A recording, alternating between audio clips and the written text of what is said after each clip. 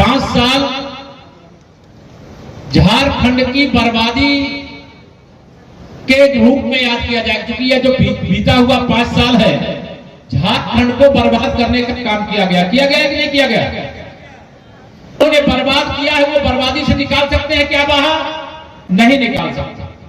Bharatiya Janata party का मतलब है सुशासन, भारतीय जनता पार्टी का मतलब है विकास, भारतीय जनता पार्टी का मतलब है गरीबों का कल्याण, भारतीय जनता पार्टी का मतलब है महिलाओं का सशक्तिकरण, लखपति दीदी बनाना, भारतीय जनता पार्टी का मतलब नौजवानों के लिए रोजगार के बेतहाशा अवसर पैदा करना और भर्तियों में कोई गड़बड़ी ना हो इसको रोकना। यह भारतीय जनता पार्टी की सरकार जब यहां पर थी आपने देखा तब यहां पर कैसा सुशासन था, कैसा विकास था। आज आप सबको मैं आह्वान करने आया हूं, निवेदन करने आया हूं, क्योंकि हम सब सीमा वाले हैं। मुझे आप यहां पर एक बार मैं और आया था, लेकिन आज मैं आया हूं तो आप सबसे कहना चाहता हूं परिवर्तन यात्रा। उत्तर प्रदेश में हम लोग 2017 में जब चुनाव हुए थे विधानसभा के, हम लोग करीब 14 साल सरकार से बाहर थे, लेकिन हमारे यहाँ परिवर्तन यात्रा निकली। 40 विधायक से 403 विधानसभा सीटों वाली विधानसभा में हमारे 325 विधायक जीते थे, 325। और मुझे पूरा विश्वास है आदरणीय बाबूलाल जी की अगुवाई में, आप सबके आशीर्वाद से, कार्यकर्ताओं के परिश्रम से झारखंड के इतिहास में सबसे बड़े बहुमत वाली सरकार आप बनाने का काम करोगे। करोगे?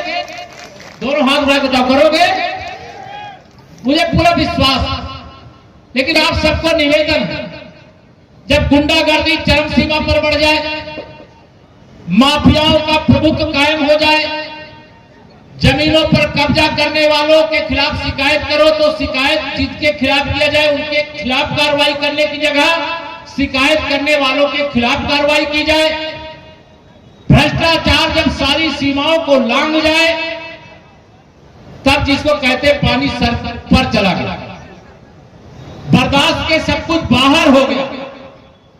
अब चुनाव का समय आ गया, मंच पर जो बैठे हैं वह भी और मंच के सामने जो बैठे वह भी, आप विश्वास रखना आदरणीय बाबूलाल जी की अगुवाई में भारतीय जनता पार्टी की सरकार बनने के बाद 5 साल में झारखंड 50 साल आगे बढ़ेगा। कितना? 50 साल आगे बढ़ेगा। लूटा गया पैसा, गरीबों का लूटा गया भविष्य बरामद किया जाता है तो ये सारे बेईमान इकट्ठा हो जाते हैं। इन लोगों ने तो पूरा प्लान किया था कि 2024 में तीसरी बार मोदी सरकार न बनने दिया जाए, लेकिन मैं आपको प्रणाम करता हूं, धन्यवाद करता हूं।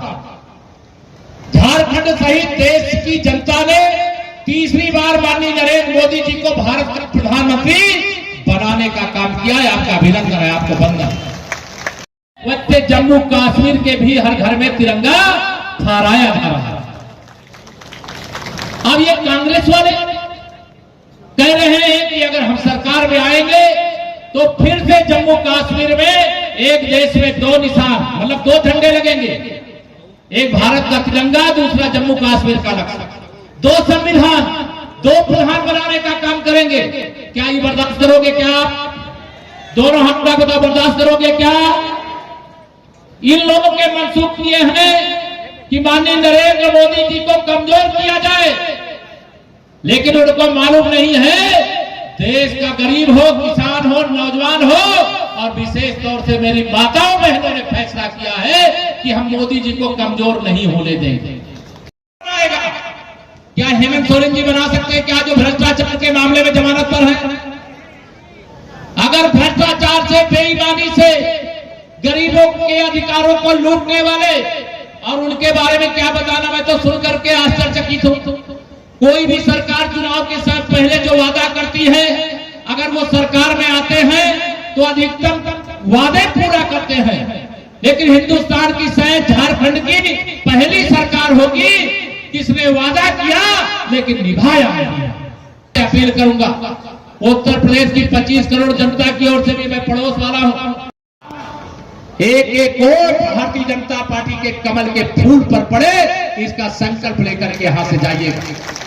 कमल का फूल भारत के यशस्वी प्रधानमंत्री, गरीबों के मसीहा और विश्व के सबसे शक्तिशाली नेता माननीय नरेंद्र मोदी जी का चुनाव निशान कमल का फूल है। और जो हमारे बगल में बैठे हुए हैं आप सबके चहेते झारखंड राज्य के प्रथम मुख्यमंत्री और हमारे प्रदेश के झारखंड के अध्यक्ष आदरणीय बाबूलाल मरांडी जी का चुनाव निशान कमल का फूल है।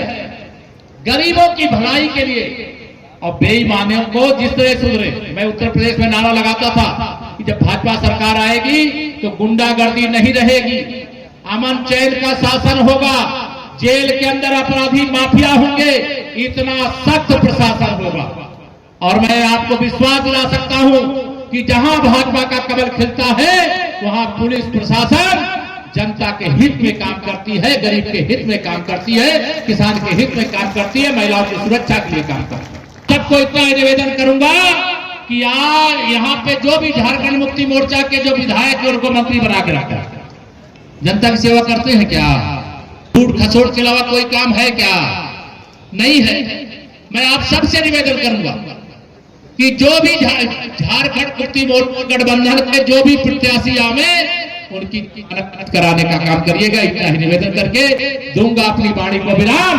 जरा दोनों हाथ उठा करके बोलिए जय श्री राम।